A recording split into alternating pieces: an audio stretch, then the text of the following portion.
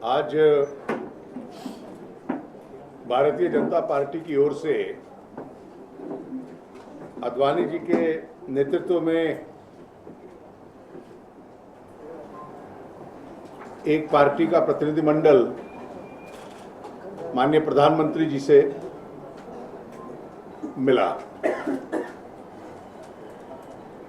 हमारे पार्टी के डेलीगेशन में आडवाणी जी के अलावा सुषमा जी, श्री वेंकैया नायडू और मैं शामिल थे।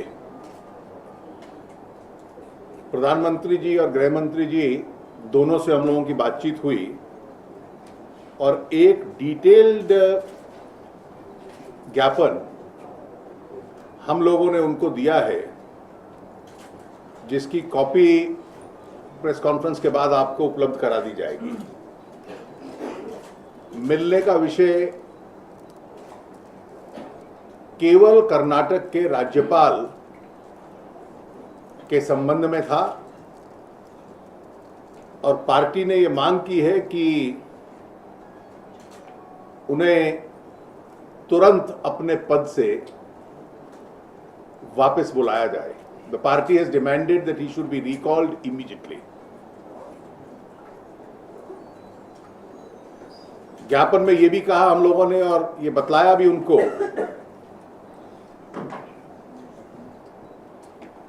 कि राजनीतिक दृष्टि से निष्पक्ष रहना ये उनके स्वभाव में नहीं है और इसलिए जब उनकी नियुक्ति हुई थी तब तो केवल लोगों को अपेक्षा थी कि अपने स्वभाव के अनुकूल ये शायद निष्पक्ष न रह पाए, लेकिन अपने कार्यकाल के दौरान अपने आप को राजनीति से और अपनी पुरानी राजनीति से दूर नहीं कर पाए। He has failed to politically detach himself from his past. गैर संवैधानिक तरीकों का प्रयोग करना, एक्स्ट्रा कॉन्स्टिट्यूशनलिज्म के संबंध में बोस्ट करना और उसको एक स्ट्रेटजी के रूप में यूज करना, जो उनकी पुरानी कार्यशैली भी रही है, ठीक उसी कार्यशैली के मुताबिक राज्यपाल बनने के पश्चात उन्होंने कार्य किया है।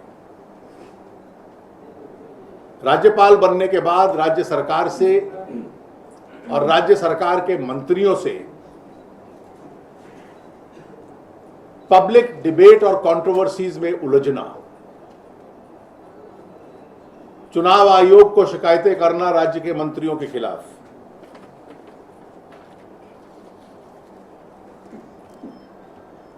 राज्यपाल का जो पद है और राजभवन को राजनीतिक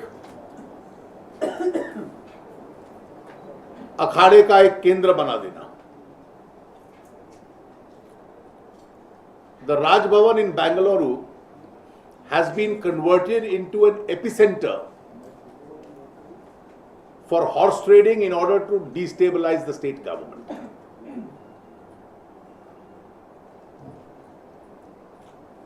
राज्यपाल के पास सरकार को और असेंबली को एडवाइस देने का अधिकार होता है, लेकिन वो अधिकार कभी संविधान के विरुद्ध नहीं दिया जा सकता। The power to advise either the assembly or the state government can never be contrary to the constitution. इनकी ये सलाह कि 10th शेड्यूल के तहत, एंटी डिफेक्शन लॉ के तहत स्पीकर कार्रवाई न करे, ये संविधान के विरुद्ध थी। और फिर ये धमकाना कि अगर असेंबली में कोई प्रस्तावना होती है तो उसको स्वीकार नहीं किया जाएगा, और जैसे ही विश्वास प्रस्ताव पारित होता है और जो हालात कांग्रेस और जेडीएस ने बनाए थे, जहां डिवीजन किसी ने मांगा नहीं और डिवीजन लेना भी असंभव बनाया था, रजिस्टर के मुताबिक बहुमत था बीजेपी सदस्य जो हाउस में थे, और वॉइस वोट से प्रस्ताव कैरी हुआ, तो यह कहना कि functioning of the state government is not in accordance with the constitution और इसलिए सरकार अब संविधान के मुताबिक नहीं चल सकती, इसलिए वहां राष्ट्रपति शासन लगा दिया जाए।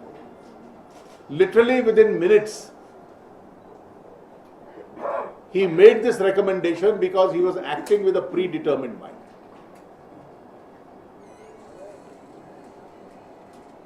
इसकी कोई सार्वजनिक एक्सप्लेनेशन नहीं आई है, there is no public explanation. How did his assessment that governance cannot be carried on in accordance with the constitution change within 24 hours? So when within 24 hours he says, take a fresh vote of confidence, how is it that he impliedly overruled his earlier recommendation for president's rule? भाषा में, कार्यशैली में, काम में, in language, in utterances, in functioning, constitutional authorities are expected to act with dignity and restraint. They don't act in impulse.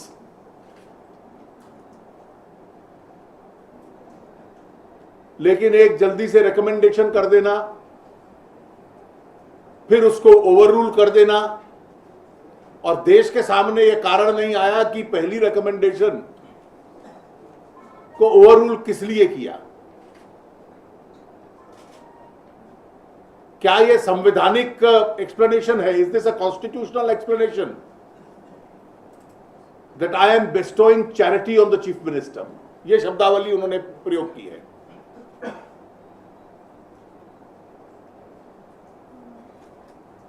Neither his actions nor his language is in consonance with the dignity of a constitutional office.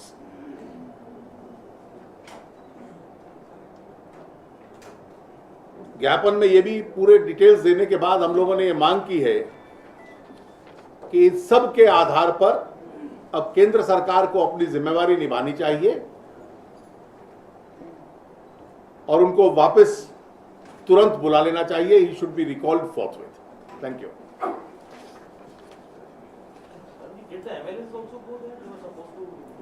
No. You see, after the governor wrote to the chief minister asking for a vote on the 14th and the chief minister replied, so the MLAs obviously have to go back. If you agree for a second round of trust vote, does not it mean that you are overruling the what has come about in the first? Okay, we have said in the memorandum that the chief minister, even though the second round of vote should not have been called because the speaker's ruling is conclusive, as also you can't have a second vote. You should ordinarily not have a second vote forthwith within a period of 3 days. But in order to avoid a constitutional confrontation, we have agreed to even face the second vote, because it is expected from all institutions, including political parties, chief ministers, to avoid constitutional confrontations rather than precipitate them.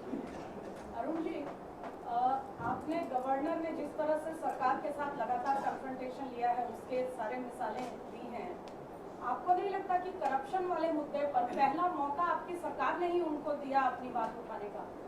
देखिए, किसी के खिलाफ कोई आरोप है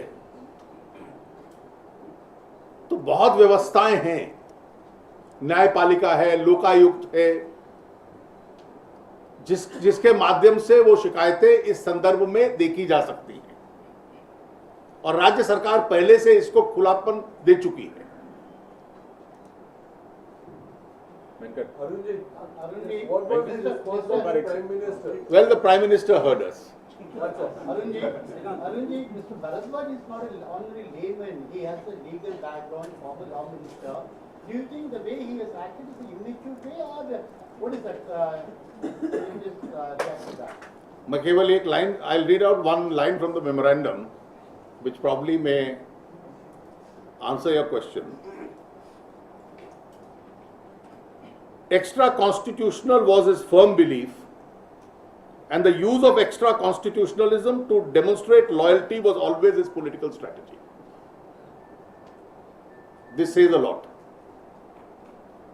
आप लोग जब 14 तारीख के लिए राजी हुए, इसका मतलब ये नहीं है कि 11 तारीख का जो विश्वास मत हुआ उसको आप लोग खुद भी नहीं, मैंने ऑलरेडी उत्तर दिया है कि हमने ये कहा कि 11 को स्पीकर की रूलिंग कंक्लूसिव होती है, 3 दिन में दूसरा नहीं होना चाहिए।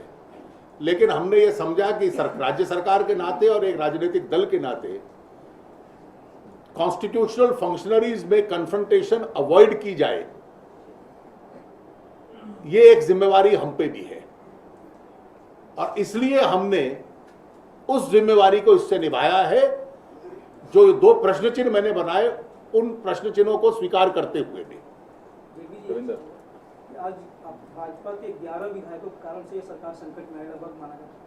पहला वोट आप जीते, दूसरा बार हो सकता है जीत जाए, लेकिन 11 की जगह पर अगली बार 21 भी तैयार हो सकते हैं भाजपा के जो वरिष्ठ नेताओं के कारण से, चाहे वहाँ ठीक है, हाइपोथेटिकल सिचुएशन, जो स्थिति निर्माण होगी आप हम फिर मिलेंगे, आप छोड़ोगे थोड़ी ना हमें। नहीं, ये तो हमेशा हो रहा है ना, कर्नाटक में हर 3 महीने 6 महीना हो रहा है। सवाल है कि सरकार कब तक चलेगी? अगर बच भी जाएगी सरकार तो कब तक चलेगी? क्या अपना कार्यकाल पूरा कर पाएगी? देखिए, हर सरकार की प्रयास होता है कि अपना कार्यकाल पूरा करे। ऐसी स्थिति पहले कभी आई है क्या? Yeah. Do you see the October 18th judgment of the High Court having any effect on the outcome of tomorrow? Well, I don't know. Why should we speculate on a High Court judgment? ऐसी स्थिति पहले कभी आई है? Sir 11 विधायक जो है ये party बगावत उन्होंने की है, क्या इसके आपको पहले से कोई इस तरह से गतिविधियां और चल रही है, जानकारी नहीं हुई? ये जो जानकारियां मिलती हैं अब सारी तो हम मीडिया के साथ नहीं ना शेयर करते। ऐसी स्थिति पहले कभी आई है क्या? The government has just appointed an interlocutor for Kashmir on the set up a special task force for the Jammu region. You visited Kashmir as part of the All Party delegation. Your comments? Well, I've just seen the news item. We will discuss it in the party, and we'll give a considered response. I don't want to. Kashmir is a very serious issue, so I don't want to give an impromptu response. Shrikant ji. ऐसी स्थिति पहले कभी आई है क्या? ये जो स्थिति पैदा हुई है कर्नाटक में इस समय दोबारा 3 दिन में विश्वास मत लेने की, ये स्थिति पहले कभी आई है? देखिए, कई प्रकार की स्थितियां आती हैं।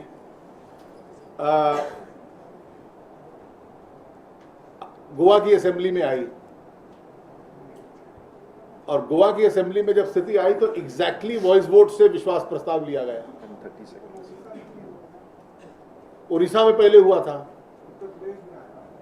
तो इसलिए उत्तर प्रदेश में एक विशेष स्थिति आई जब सुप्रीम कोर्ट के आदेश में 2 वोट ऑफ कॉन्फिडेंस हुए।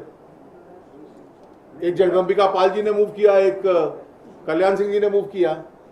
झारखंड में एक आई कि उन्होंने शपथ किसी को दिलवा दी और 3 दिन में वीडियो रिकॉर्डिंग के तहत सेशन हुआ और फिर उन्होंने इस्तीफा दिया।